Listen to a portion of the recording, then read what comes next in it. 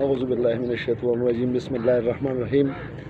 دا زمونږ خوش قسمتي ده چې علي تنها صاحب نن سردریاب ته راغلی دی، زما میلمه شو او کېناست را سره.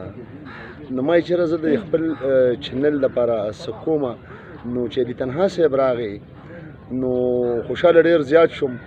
چېرې د نه به یو دوه غزلې واورو، د ده ویډیو به شیر کو، خلک به خوښ کړي، مسافر به وګوري، زمونږ په پاکستان دننه وروڼه خویندې به وګوري، زمونږ کشران مشران به وګوري، خوشحاله به شو او مطمئنه به شو چې دې موږ ته به نن په خپل زبان باندې د خپل زړه د کومې اواز راوباسي او موږ یې مخ په مخامخ اورو.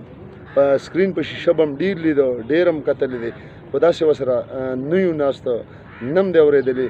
نو علي تنها صاحب زه د خپل یو شعر په دغه باندې یو خپل شعر وایم او بیا زه تاسو ته درخواست کوم چې د مینهوالو ته دې څه ووایې. وایي خلکو په خندا باندې مات شوي زړونه وګټل، زه د ګلورینې خولې خندا د کلي وویستم. نو علي تنها صاحب ته زه درخواست کوم او خواست کوم ورته چې د خپلو مینهوالو ته په خپله څه ووایي او موږ هم ترې خوندونه واخلو او مینهوال هم ترې واخلي. السلام علیکم. شروع په نوم د الله چې ډېر واحد او یکتا دی. صدر صاحب ستاسو نه هم ډېر زیاته مننه او ډېر ډاډ او ډېر داد درله درکوم په دغه چینل باندې چې یوټیوب چینل مو د پښتو د ژبې د خدمت په خاطر باندې کولو که ډېر زیات مینه درته وایم. صدریاب ته نن راغلی یم، د صدر صاحب سره ناست یم. زما لپاره هم د خوشبختۍ خبره ده چې د دوی سره ناست یم. صدر صاحب راته وایي چې زما ته به څو شعرونه خپل وینو. صدر صاحب یو دوه شعره به ووایم او بیا به یو غزل ووایم. داسې دي چې د انسان سره دوکه کوي لکه چې ځان سره دوکه کوي، چې د انسان سره دوکه کوي لکه چې ځان سره دوکه کوي. یره نو ژوند به دې لا څنګه تېرېږي، یره نو ژوند به دې لا څنګه تېرېږي. ته د جانان سره دوکه کوي او دواړو جهان کې به ذلیله شي ښه، دواړو جهان کې به ذلیله شي ښه چې علي جان سره دوکه کوي. مننه. غزل په لر راځمه چې په نیمه شپه کې چې لیلا بنګلو له شور ورکوي، په نیمه شپه کې چې لیلا بنګلو له شور ورکوي، په هغه وخت سره زما زړګي له زور ورکوي.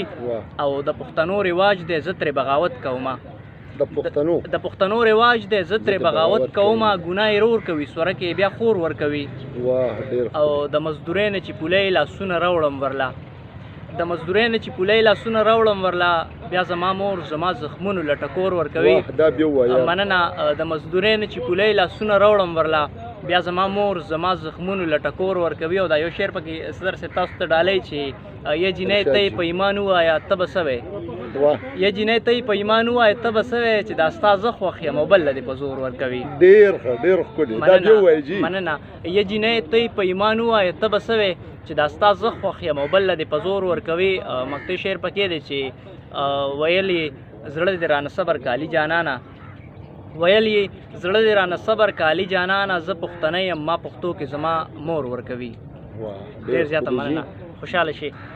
صدر صاحب ټول مینهوال دا وخت کې مونږ ګوري، که لر دي که بر دي که مسافر دي، ټول ته زما له طرفه دغه یو میسج، دغه یو پیغام چې مینه وشیندئ، مینه خوره کوئ.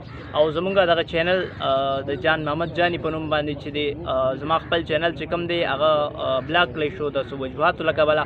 زه به آینده مزید په دغه چینل کې کار کوم او د پښتو ژبې خدمت به کوم انشاءالله.